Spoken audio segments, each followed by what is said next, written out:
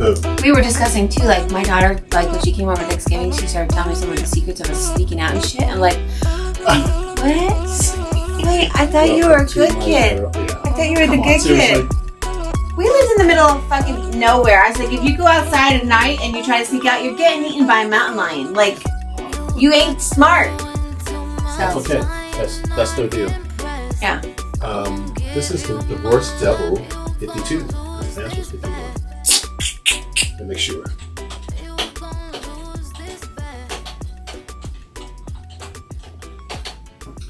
Man, let's get this together. Hello.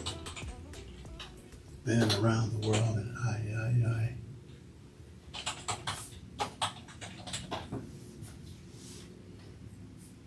Yep.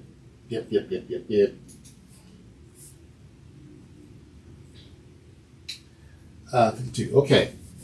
Welcome everyone out there to Divorce Devil episode 52. Hey. We have the OGs are here. The OGs are here. Well, the YG and the OG. Old guy and young girl. Young. I like it. Yeah. Young girl. I like it. Today we're talking about where am I? What are we talking about, Rachel? We are talking about the things you wish you knew when you're getting divorced, in the middle of getting divorced, and things. What are we learning about? No, we're talking about the friends. Remember the friend zone. Remember? No, you sent that to someone else. I sent that to you. No, you sent me about what are things that I didn't know when I was going through divorce. Oh my gosh. All right. Okay, so apparently neither one of us know what the fuck we're talking about. Fact check for Rachel. Dr. Love. Ready? Yep. Your friend is going through divorce and your friend does not know how to get help through it. What's your next... Oh, shit. Where you said do's and don'ts. Oh, do's and don'ts. Fuck, I'm on the wrong subject. So we're not... Okay, how about... you sent me a novel that was actually, what you wrote was amazing. Like, we need to like have you write a book and then we can do like this marketing thing and then I could be your publicist. And what was it, over anger? Yeah. Anger. So y'all, he wrote this anger thing about the things that happen. It was a men's blog. Men's blog. And we're going to have to get it somewhere. We're going to have to link it or make people pay for it because it's amazing. So anyway. Actually, I'll put it on the website.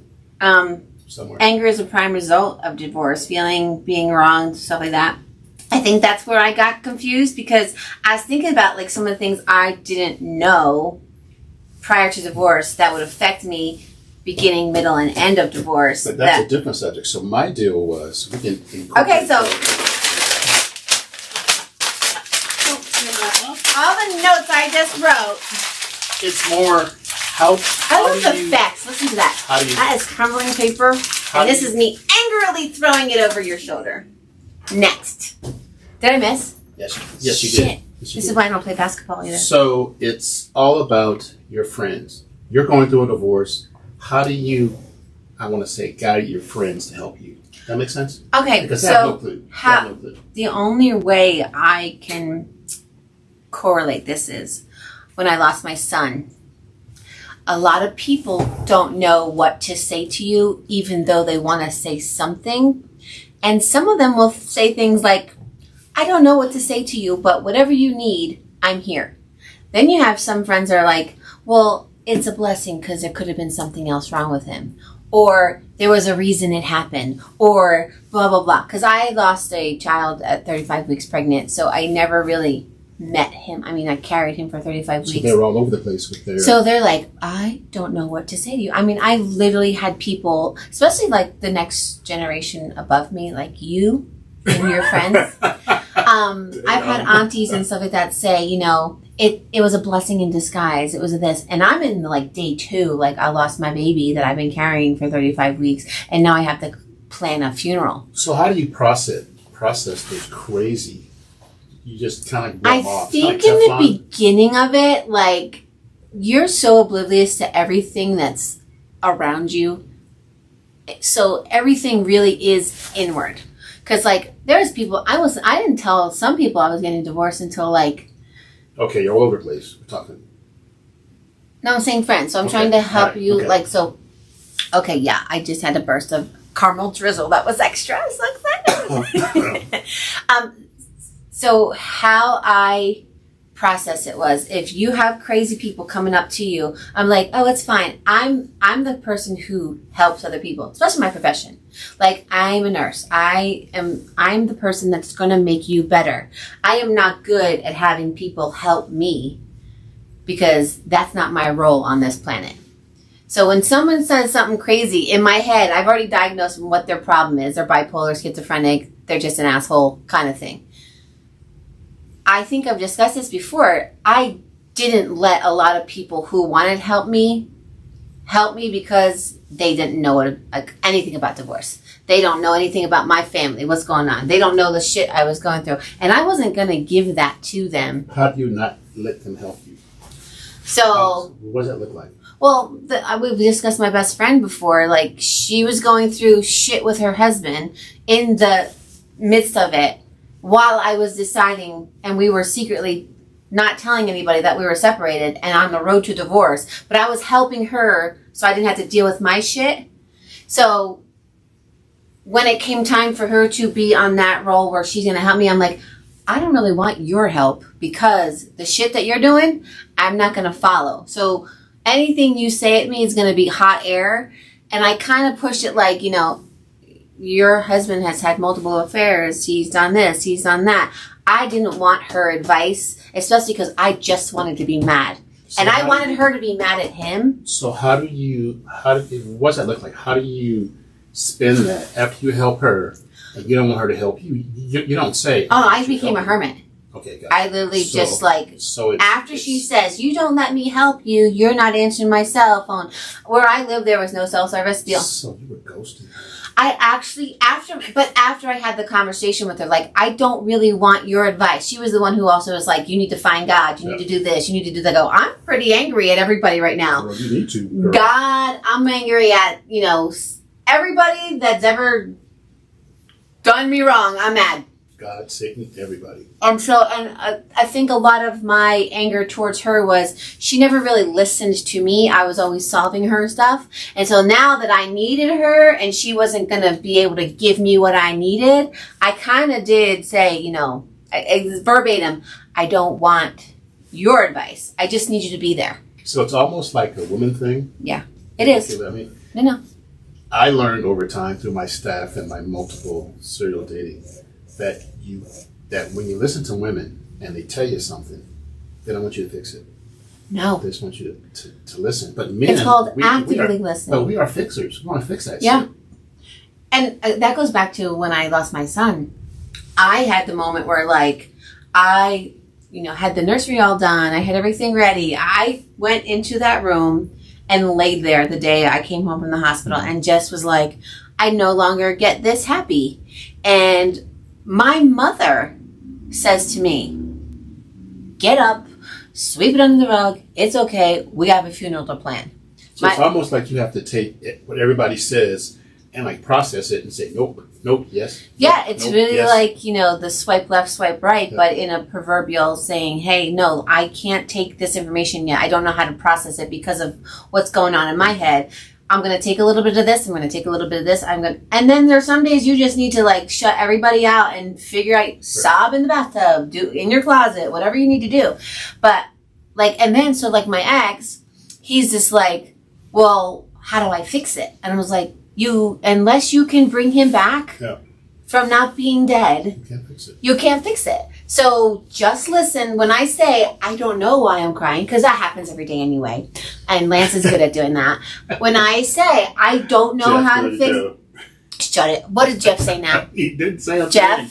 He didn't say a word. I'm just saying Jeff said you cry a lot. He just threw you under the bus now. But you haven't cried for like a couple episodes. I know. What's wrong? Well, last week was like, I was so excited. Oh but, you know, so like, I know a lot of times in my marriage, things like a lot of things happen that revolve a death or a sickness or something. You can't fix it. There's no miracle cure at the moment you're grieving for somebody, right? So it's almost like if you actively listen, like, okay, like you even said it the other, like last week or the week before, you said, What'd I say? So when your girl says something, you repeat parts of what she's saying, and she thinks you're listening. Whether you're just repeating like a parrot, do it because listener speaker technique. Speaker listener technique. Yes. And isn't that one of those things too, like where you learn how people's names and stuff? Because like you repeat the name a couple times, and I don't then care about names. but I'm just saying, there's other things that it can be related to. But yeah, so a lot of times when, especially being in the profession I am, if you try to help me, I'm like, no, I don't really want your help, but like I kind of need it, but I don't know how to ask for it because I'm the person that gives it.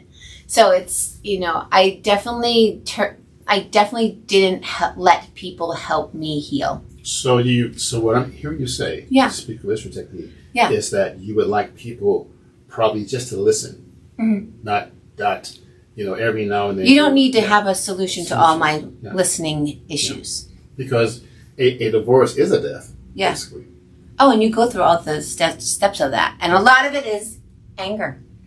Yeah. And I think part of, living in a community where it's tight-knit, like a lot of people are on the same socioeconomic thing, a lot of ours was, we're no longer a couple, so the couples aren't going to ask us out to go do things anymore. And then this isn't going to happen, and this isn't going to happen. So then it's like you have to... one person go, instead of a couple. Yeah. No, I'm saying, so like the times where people are, husband and wife are going out, like we weren't getting invited now because we're separated, or you can go, but you want to meet my friend, or you want to go and he's going with her, or something like that. So I think early on, it really is, being vulnerable. And I don't think I'm good at being vulnerable because I've been hurt so many times letting my guard down that I always keep thinking like, this is it. The shoe's gonna drop. This is gonna happen. And so a lot of people have disappointed me with friendships and stuff, especially the best friend. Like, and then I have a best friend in New Jersey who's like, she's on it. I call her, but she's like, what do you need? It could be any time of the day. But she doesn't try to fix it. She lets me do my little squirrel, 17 stories, no ending. And then she's like, okay, so what do you really need now? Like, what is the next step after you've, vented and spewed all that? Because a lot of times it's not really just, I need something. I just need to be heard. Right? All right, thanks for listening. No. That was pretty good. I mean, it's good. No. So what on your thing, did you let people help you heal, or did you rely on people, or is that hard for you? From my standpoint, it was more staying busy. Yeah. And not being able to think about it. Mm-hmm. So the busier I was, the more I didn't face it. Because men are hiders. Yeah. They hide their emotions, what things like that. And we want to fix it. So since I couldn't fix it, I just hide it. I think women are like that to a point though too, because like I'm not going to tell every person that pisses me off, that they piss me off. I'm going to hold it in, hold it on. And that can go with ex-spouses too, like, he said this, he said this, he said this, he said this, and then that one day we've had enough and we can't hold any more in, we're gonna, the dog shits on the floor, we said this before, the dog shits on the floor, now I fucking hate you all suck, everybody's, and it has nothing to do with the dog. Yes, that's a pain, but it's not that what's really bothering me. And I think post-divorce, that is my biggest flex, I'm going to say, is talking about the stuff that's bugging me. Or crying. So you did talk about it? No, I do now. I didn't back then. I held so much stuff in almost. Yeah. And 23 years of, having people badgering, belittle, and narcissism and all this control and this and that. And I literally didn't know who I was until I got here and I started peeling back some of the layers. And now that, remember, all that chaos at me, I didn't have anyone go, wow, it's really quiet. So I didn't know it could be that quiet. Maybe your friends should not add to the chaos. Mm-hmm. You don't want to, let's say that your friend's going through a divorce. You don't want to, hey, I'm going up with this one guy and he's driving me crazy. You don't want to add to the chaos. Yeah. Yeah. Well, chaos is additive. Yeah. And especially like when you're first in it, like, but before the dating, before all that stuff, all the things that go into a divorce, like the courts, a lawyer, this, the kids. If you have kids, you have to go to parenting classes. I didn't know I had to go to a parent. What a joke, by the way. Oh my God, it's so fucking ridiculous. What a joke. I'm 1950s. What the hell? Yeah, it's literally like watching that little like, 4 hours I of was your waiting life. for the atom bomb to come in, and then the people go to the civil defense shed. Yeah. It was so archaic, man. I almost made But, Dutch but, busting on my but nose. what's funny, but even though you go to those classes, Yeah. people still use the kids as weapons. And I've seen it with my own eyes. Yeah. I honestly think because of my parents being divorced and having to make extra special arrangements so my parents would not be in the same room, especially my ex's family is the same way. At our wedding, we literally had to give them an ultimatum. You fight with anybody. I don't care if it's the butler or the whatever, not the butler, the concierge or whatever, someone at this wedding party, you fight with them and we will ask you to leave. I don't care if you're the mother of the bridegroom, whatever, because the rehearsal dinner was like, we had to have 2 separate rooms so they didn't see each other. I'm like, what the motherfucker? I should have known then. I should have known then. You should see. There's always these things you should have known. Yeah, and you know, it was the whole, my mom's best friend ended up being with my dad, and my mom was going to kill her, and my mom probably could have killed her. Probably like strangled her out, especially if she had some Jack and Coke in her. And then the exes, actually my ex's mom and dad broke up over her. My mother-in-law's best friend was her hairdresser, and the hairdresser and his dad had the affair, but they were married for like 30 years. Hey, everybody needs happiness. Yeah. If you need a hairdresser, you need a hairdresser. She can cut your hair too. I Do a little love. Yeah. Make a little hair. I mean, step out the box a little bit. Step out the box a little bit. You go after my best friend, I'm slitting your throat. I'm just sorry. You're done. I'm gonna go to jail. Be like, not the guy. I'm gonna slit my best friend's throat. Sorry. I need you to be happy. And if you're happy with my best friend, hey, that's cool. If I didn't do it for you, I want you to be happy. Yeah. And die. But no. No, but I just want you to say first, hey, I'm not happy. Then go sleep with someone. Don't sleep with someone when you're still in it. If there's any part of you, right? If there's any part of you in your relationship that isn't happy sexually, emotionally, whatever, you need to now, like at this point, I'm like, at this point in my life, I need to know where you're at. Mm-hmm. Because I'm 40, I mean, you're way older, so you should really worry about this. If you can't do that special thing with your knee, then, you ain't for me. Yeah. Yeah. Yeah. You don't. I'm not sure what that is, folks. So if you know, you can let me know. You're if talking you about get booty spin, let's not settle. Settle. And if there comes a point where it's just not like cohesive and you're not having a good time, that's a conversation. And it may be a conversation that's like, hey, we need to spice something up. We need to change the routine. We need to do something. But please let me know before you go dipping your wick somewhere else. Monkey and clowns. What that? I'm sorry, donkey and clowns. That's always good. Wait, what? Donkey and clowns. You're having sex with donkeys and clowns? Are you dressing like a what I clown? That's not what I said. I'm just saying donkeys and clowns. That's always works. Is that an old people reference? Because I don't know Wow. it. Is that like before Howdy Doody or after Howdy Doody? I'm just not sure. Who's Howdy Doody? It's Howdy Doody time. Oh wait, are you just making me? Because I'm not old. That's right after Fire Marshal Bill. Oh, Saturday Night Live was good then. What? Back then. No, that wasn't Saturday Night Live. Oh, that was Living Color. Oh, my bad. Oh wait, Wow. What was that? Sorry. Dang. I caught myself. Relax. Wait, Jennifer Lopez was on there, right? I won't She was even a fly edit this girl. out because that just slams you. Thank you very much. Stop it. I'm gonna be like, So back try to using Friends. TikTok, buddy. Try it and see how you do. Yeah, I know. It looks really hard. That's TikTok, what she that said. is. TikTok, that is. So back to the friends. Yeah. So if someone's listening and they have a friend who's going to go through, there's we talk about the 3 stages, right? Mm-hmm. Before you think about it, during you're going through it, post, that means you've done it. And your saying is growing through or going through. Yeah. So at what point in those 3 stages, what should a friend expect or do?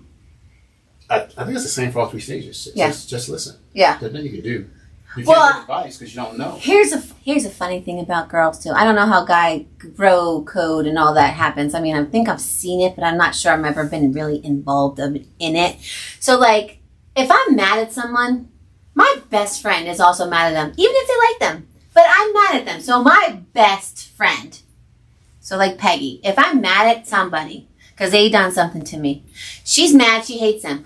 We are doing stuff, and we are making jokes. We are doing stuff to make them know that we don't like them. We are making like inside jokes, outside jokes.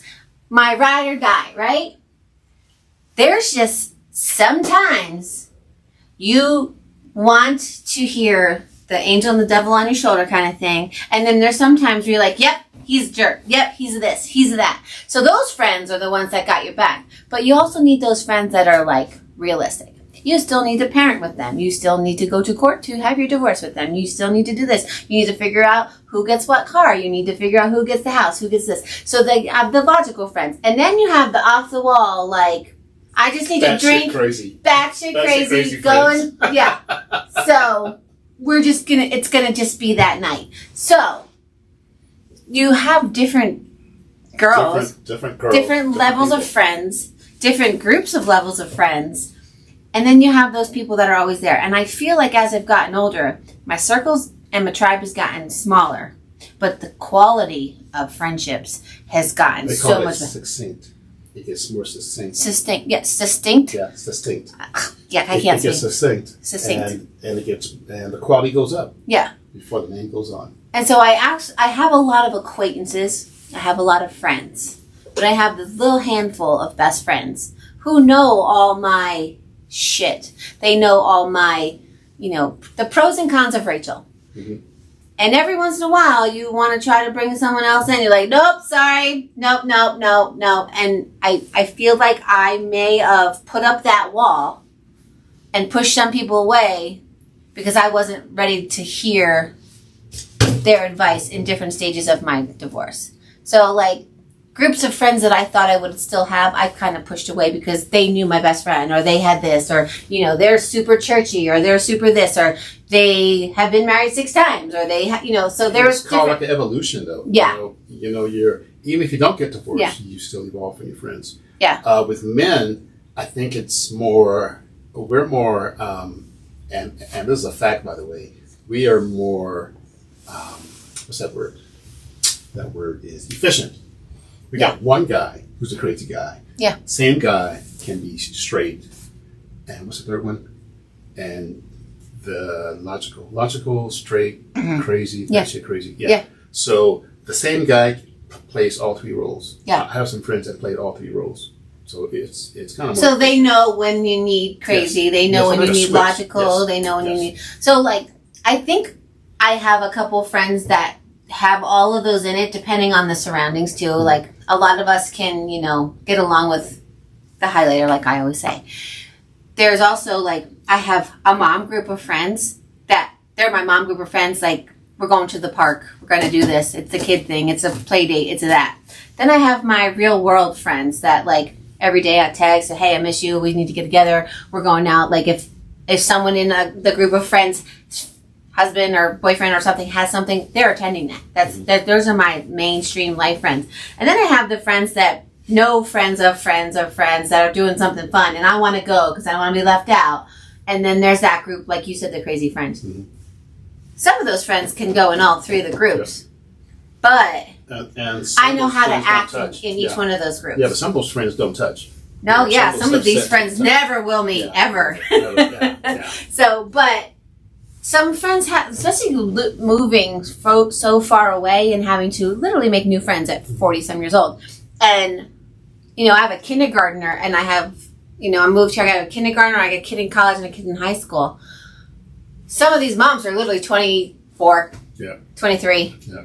With my kindergarten, and I'm 40 something. Damn. And they're like, oh, blah, blah, blah. Like, no, we're not going to be friends. It's fine if you want to bring cookies, but I'm probably not going to eat those cookies. And just different things. Like, I was more aware of making friends because, like, when my older kid was, every single kid in his class, mom and I were probably some type of friend, acquaintance, this age. Baseball. Yeah, exactly. We had things in common. Now it's like, unless you're bringing up my tribe, you're not going to get introduced to them. And unless you aren't batshit crazy at first, because we don't do batshit crazy at first, you got to grow into that. Because we don't want to be the crazy lady, right? You don't want to be the crazy mom at school. Right. Not like right away. Not right away, But a lot of people I have met that are my really good friends, I've met at events for other people. I'm like, oh, she's my kind of girl. Oh, yeah, that person. Or, with my ex, he talked to the dad and they had similar things. And then the wife, I'm like, yeah, we're not hanging out with them anymore. Sorry, no, I don't like her. Whatever. So it was a big, play off of each other. We're like, with my relationship now, he has a group of friends. I have a group of friends. He's met most of my friends. And I'm starting to meet some of his friends because they live further away and stuff like that. But it's almost like he's so busy. And when I meet a friend and something like that, it's, he's known them for a long time. So he's definitely has his group of friends that, they may not see each other all the time, but they know that each other's, got their back. So where my friends, I'm like texting them all the time. What are we doing? And it's more, we're more involved with them because I feel like I'm more, the outgoing. So what do you say to somebody who doesn't have a tribe? They're going through a divorce. They just moved here from New Jersey. Yeah. They didn't get a chance to get a tribe. How do you set that up? Now, is there kids involved? Impossible. Yeah. Is there kids involved? I definitely think events. I gotta find out and especially if you just moved here from somewhere and you're going to divorce and you have no family around here, a lot of times people move back to where their family's from because it's safe. Or they can't move because of the kids. But the court. One of the things here, I wasn't going back to where we lived for 20-some years. My mom and dad my mom passed away literally a couple weeks when we moved here. My dad's been gone for 13 years. My sister's in Florida. Hell no, not going there. My brother's in Connecticut. He's got his own thing. So this is your new reality. This is right here. When I got here, growing up too, my dad would always talk about Colorado. I'm like, that's where I'm going to retire. All the things I've ever heard of Colorado, are my heart. I love the nature. I love all this stuff, right? When I got here, it was the first time I felt like me, even married.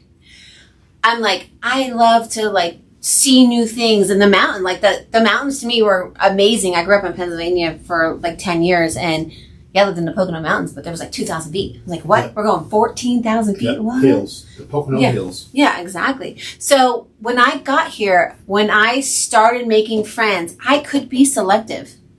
Yes, I was working at the school, and yes, I did PTO, and yes, I wanted to be involved with my kindergartner because my kids were getting older and didn't want to have anything to do with me. So I got involved with school, and I'm outgoing, you can see that.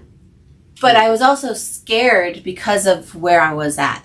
Because, yes, we're financially set, we had all this stuff, but we were moving into a super financially set area and being judged from day one. I've never really been judged because I was the outsider there. I was judged family-wise, but not people-wise because my personality usually got me the people I was close to. Here, it was a whole new ballgame. I had to sell my family. I had to sell, I'm good enough to be in your country club. Yeah. I had to sell, I'm a nurse, and yes, I stayed home for a little bit when we first moved here. I'm just as good as you, and, I'm not better than you, but I'm just as good as you, no matter. So it was a lot of... That's not a friend. Yeah, no, and a lot of my neighbors ended up not being my friends. I mean, one was, but they definitely judged me hard from day one when I walked in with a funny accent. Jersey girl in the house. Yeah, so I'm like, just because I have a Jersey accent doesn't mean I'm dumb. I'll fight you and show you I'm not dumb, but how does fight somebody prove you're not dumb? No, I'm going to show you all the moves I know that I learned because I'm educated. I'm gonna kick your ass. No, so, and I kick your ass. I'm smart. Well, no. Here's how I see myself. Because I joke a lot and I'm silly and I play squirrely. I am very low key. I don't, just go with the flow, whatever. I stress out about things still too, whatever. But when you are like that and you kind of don't give a fuck, people think you're not smart. And my whole life, I've been proving to people that I'm actually smart.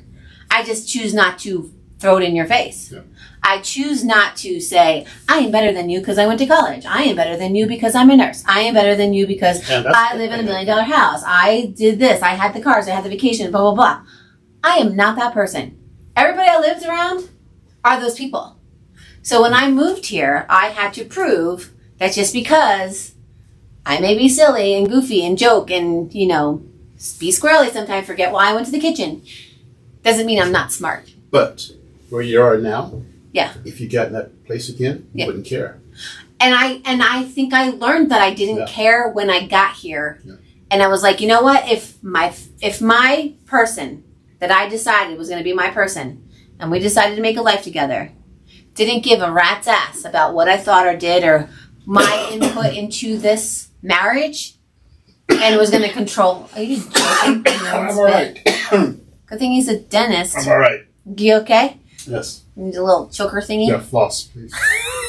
The straw doesn't go down your throat, buddy. Okay. No, so what was I talking about? See? Oh. You were choking. I was going to help you. With your person. Yeah, so if that person could control finances, control this, control that. When I saw that I am part of this, that I am my own entity in it, my whole world opened up. I did not give a shit if you were the vice president of Boeing and you have 9 houses. All your kids have their own houses. What do you need 9 houses for? Like, okay, status, well, that's great for you. I have 2 houses. One because I can't sell it and the other because I live in it. So I don't know when people comparing all this stuff. So moving here and trying to make friends, the first couple months, I was sticking to what I knew, the neighbors. The neighbors were not my friends. The neighbors were like, I'm better than you, I'm this, I'm that. So how did you come out of until I got into the school. School. When I got in the school and I started working in the school, yes, I was working at the school. And yes, a lot of the people that were my neighbors didn't work because their spouse had a lot of money or they had retired or whatever. Or they were busy at the country club. I still went to the country club. I was still a member of the country club. I still did the events. I did the fundraisers. I did the PTO. I was the nurse at the school, so I knew all your kids. I knew your stuff because your kids tell me. Yep. Oh, yeah. But I would never say, oh, I heard about this or heard about that. But those people were the first one to say, oh, did you hear they were fighting? Or did you hear that she, moved out? Or did you hear this? Did you hear that? And I was once again, if you want to know, I will tell you. At this point in your life, none of that matters. Yeah, but I'm saying but back then it did. Yeah, and if you're newly here and you're going to, or somewhere, anywhere, if you're somewhere and you don't have somebody, there are ways to find your people. And a lot of that means figuring out who you are, what you like. Say you like bowling. Go into the bowling alley. Bowling. You like movies. Go to the movies. Talk to the people that think, hey, maybe get a part-time job at the movie theater. Work in a couple hours. Get some free popcorn. Get some free popcorn. Join the AMC movie people something. Get your points. Cinemark, yes. But yeah, there's ways to meet people that aren't directly connected to you so that you find a tribe. I mean... Or join a divorce group. Divorce group, yes. Yep. That's a helpful thing. People going along the same journey. And it's different stories of same journeys, but different journeys leading to the same thing. And your journey is not the worst. Trust me. Oh, yeah, no. I mean, I sat in my divorce recovery workshop like this, my mouth wide open. Oh, my God. Well, and they always say birds of a feather. Like, if you can find one similarity, that might be your friend for the moment, reason or season. Yep. And you're going to get through... Isn't that girlfriends? That's not friends. I'm sorry, never mind. Go ahead. Wow. This boy, I'm telling you.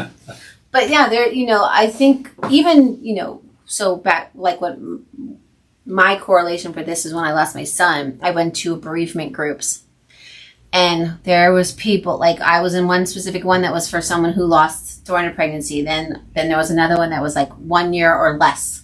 And then there was one that was... There were so many groups. Wow. There was a group for like anybody who's lost a child ever. And then there was a group for anybody who's lost a sibling. Like, so my kids went to a couple, because as they were older though, they didn't know him. I didn't know, like I carried him, of course, but that void of, my daughter's a rainbow baby, they call it, because it was the baby after you lost a child. Mm-hmm. My son was 2 when my other son passed away, and he still was like, I could have had a brother. I was like, well, then you may not have had your sister and then your little brother. And, all these different things that had to have happened to have the family that I have. I'm grateful for my healing. And I'm also grateful for the people that helped me heal and see that healing, you know, isn't forgetting, but you're learning from it and all this other stuff. So I think a lot of similarities, like one of my best friends I met because she had lost a daughter during pregnancy and I lost my son, and we were like anniversaries and, you know, this and one kid's graduating and all those things that should be happening or didn't happen. She knew what I was feeling exactly. Yes, she had lost a daughter and I lost a son, but she knew the feeling of a loss while having other kids. So like with the divorce, I think, like you said, if you have a group or a church or whatever you have, someone says, oh, you know, I'm getting divorced too. Like my old job, 3 people were getting divorced. And I was like, well, I'm going through it. Like, well, then mine actually happened in my, you know, one job. And they're like, well, my divorce is in this one. And so this is what you're going to expect. You're going to sign in. You're going to do this. You're going to raise your hand. You're going to, you know, say all this stuff.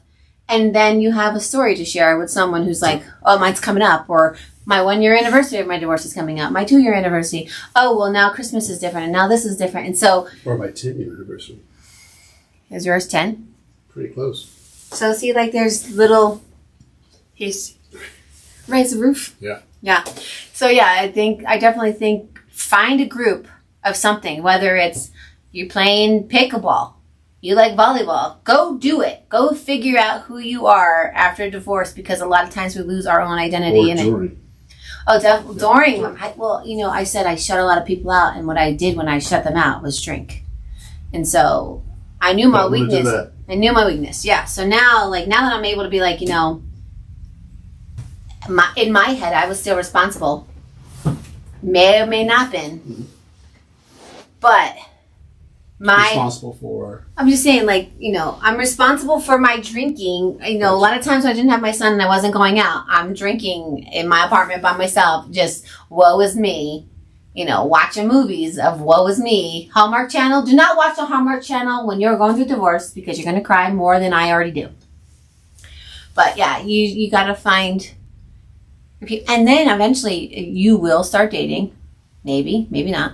You will start dating. And then you're going to see what you will tolerate, because you've heard people's horror stories. And you've heard that people are crazy. And you've heard the dating apps. And you've heard all this stuff. So it almost gives you solace in your grief, but you gotta go through all the pieces. But it's almost nice or advantageous to know someone who's gone through it, because you know what to expect. Yeah. But even when you know what to expect, it's still hard. But knowing what to expect makes it less hard a little bit. That makes sense? Yeah. Well, when I was getting divorced, I was like, no one's getting divorced. I'm the only one getting divorced, because I was the one that people were talking about, because it was the newest one. Yep. And it was just like, well, I can't be the only person that's going to divorce. And I did end up going to the divorce group thing. 46%. Yeah. Gotta be a lot of people. Yeah. And it's one of those things where I think it's getting more normal, which I don't know if it's sad or not, but people are realizing that, hey, you know, I've tried for this many years, 20 some years, and it's not working, and I'm not happy and whatever. But it's getting more of a norm. Yeah. So people are talking about it more, like us, you know, like I know that other people need to hear it. I think it's more that it happens more because people give up too easy. Yeah. And I wish that married people would listen to these podcasts. Yeah. So they know what they're in for. It's like, man, maybe I should work this out. Maybe you have to listen to the Divorce Devil before you get married and sign your paperwork. I mean, is it all that in a bag of chips? Oh, shit. Do you have to still get a blood test when you get married? What year are you from? Fuck, I'm old. No. Do they kill, like, you know, when you're pregnant, they give the rabbit an injection and a rabbit dies, you're pregnant? No. I remember having to go get a blood test when I got pregnant. Not when I got married. Nor do they do leeches for blood. Fuck you. Shut up. They do leeches, though. If you lose a limb, they will put leeches on your finger, like, you know, or whatever you got chopped off. If a divorce is bad, Lorena Bobbitt. No, Bobbitt. If divorce is bad, you don't know. It's by the tree. Put it back on. I want to be a porn star. That's a hot dog, babe. No, yeah. So, I mean, do you think men let their friends in, or do you think I'm so strong, I can do this by myself? I think the strong levity, the strong gravity, the strongness of men I think party clouds our judgment sometimes, where we need to let certain friends in and not certain friends in, because men are like, oh fuck her, or. And men are tender, but they don't want to show it. Yeah. And I think that if we're not showing it, gets us in trouble. Do you think the man success thing, because I know that's a big thing, when they've failed a marriage or failed in a marriage, you think that's a big blocker for it too? Like, I'm not a failure, I'm not a loser, Or do you think it's more like, I got rid of her? I think it's more, I failed. I wasn't able to keep this together, even if it wasn't your fault. Yeah. But like you said, though, people have some type of percentage in it. Yeah. Everybody has skin in the game. And so if you figure that out, then you have to move on with your life and say, hey, I failed. I need to do better, because hopefully you don't take that baggage into the next relationship. Yeah. Well, how do you not do that? Drink? No. Serial date? Yeah. Learning what you like and what you don't like. Post Toasties, yes. I mean, what's a serial date number for you? 30, 40, 50? Because I'm not really sure. When you say cereal date, I'm like, a bowl of cereal. There is a lot of context and content in there. There you go. So. There's a lot of flakes in there. It's a frosted flakes. And every flake's got sugar. I can't. Oh my God. Pour some sugar on me. Jesus, monkeys. And donkeys, or whatever the hell From he my was head saying. to my feet. I'm sorry. Now he's going to sing. Okay, so this is going to be a karaoke after this. Oh, man. Sugar. So now do you think men and women go through the divorce process the same, but in a different sense? Generally, men and women are different. To all our homies out there, boys... But I think that there's some similarities where men and women go through the same thing, but there's some dissimilarities where they don't. Yeah. So like if we were going to write a divorce novel or a blog or a whatever... Outline. What would you say is the most important things? Kill her. Oh, jeez. Wait, does that mean... Wait, that's premeditated. Fuck, he said it on air. I was kidding, Josh. No, don't do that. No, cereal. You need to find yourself. Yeah. Rachel loves that. Find yourself, and you have to realize that everybody needs to be happy. Everybody needs to be happy. Know your worth. Yeah. Everybody needs to be happy. And what you bring to the happy table. separate, and you need to be happy. Yeah. But do you think people put in the work to be happy alone? Not right away. Yeah. Nobody heals like boom. No. There's some... You don't think the guy that's out having multiple affairs have already healed from divorce? I don't think he's healing. He was never in it. How do you heal if you're never in it? Well, because I know I've seen it where, serial affairs, whatever. I want a divorce. Day 2, a month later, he's engaged and married to the next girl. He's not in it in the first place. There's nothing to heal from because he didn't love in the first place. But eventually, he's going to have to deal with his demons. What demons? Whatever. Last time. Okay. Well. Yeah. There's no demons. Well, if he wasn't in it in the first place, there's no demons. There's no healing, no nothing. Next. Yeah. I definitely don't want to be in that kind of situation. I don't think happy lives there. Everybody's definition of happiness is different. Because we talked about your category of hoes. Wow. We got your minor hoes, your major hoes, and your ho-ho-hoes. Merry Christmas. Merry Christmas. Where did that come My from? sugar kicked in. Because you see my hands all get different. I'm like, Ooh. oh, that was your sugar rush. And with the caramel drizzle. There's nothing bad about a great garden tool from Ace Hardware. He said it here, folks. Yeah.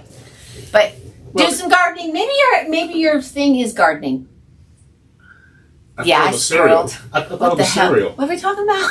Gardening. Literally, the sugar rush, the caramel, Cereal. all the stuff that's good in here. Cereal gardening.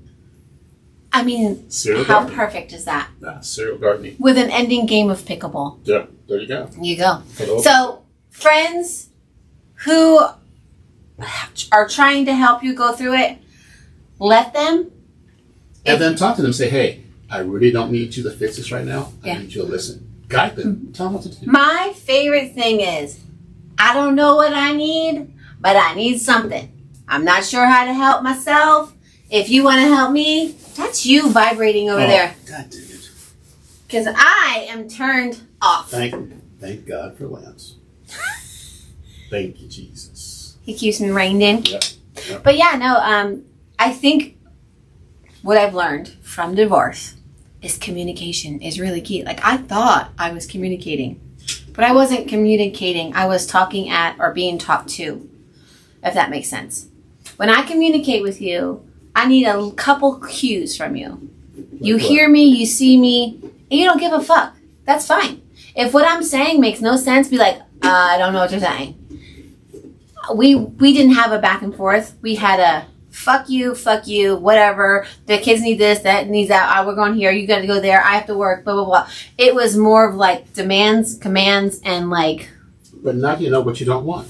Exactly. Every relationship, no matter what garden tool it is, shows you what you don't want. I think instead of having like, crazy Common Core math, we need to teach communication skills in school.